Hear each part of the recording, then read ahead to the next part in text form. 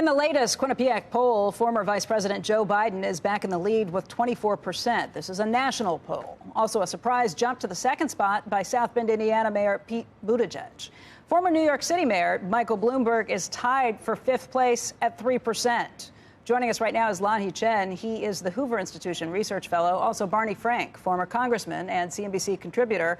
And Congressman, let me start with you. Are you surprised to see Mike Bloomberg already jumping into fifth place, even though he only announced in the last week that he's going to be running for president? No, because what's more important than fifth place is that it's 3%. That's a very, very low number. He has an enormous lot of money that he's pumping in ads. He's got a very high-profile name. So I'm not surprised that he's at 3%, which is, as I said, the relevant statistic. And what isn't measured by that, that's how many people are for him.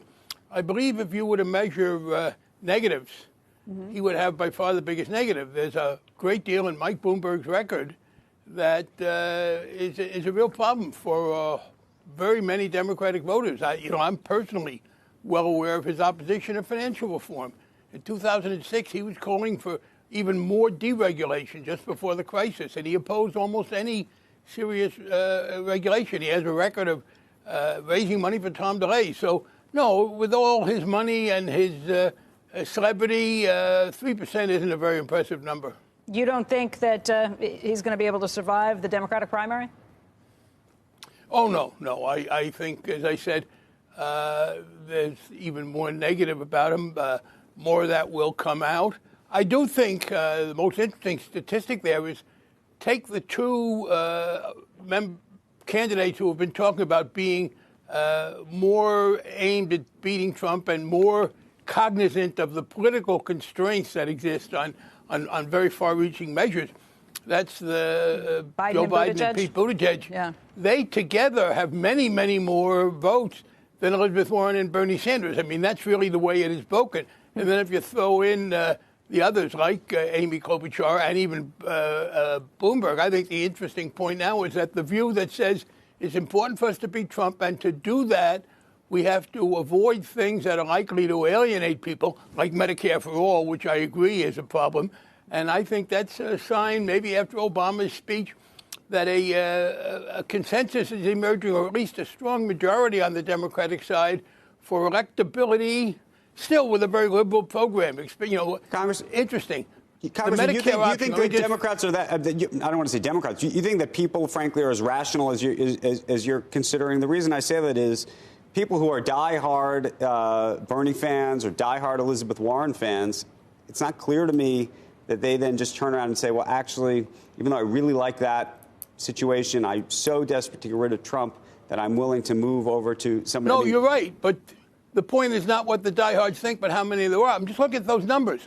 Again, look at Biden and Buttigieg together, and then throw in Klobuchar and Bloomberg, and then look at Sanders and Warren. And very important to note, Elizabeth Warren is a very intelligent, very thoughtful candidate, and she just tried to move off of Medicare for all. I don't think she did it as successfully politically as she was hoping, but she clearly understood that, and she is now there's differences between her and Sanders on this.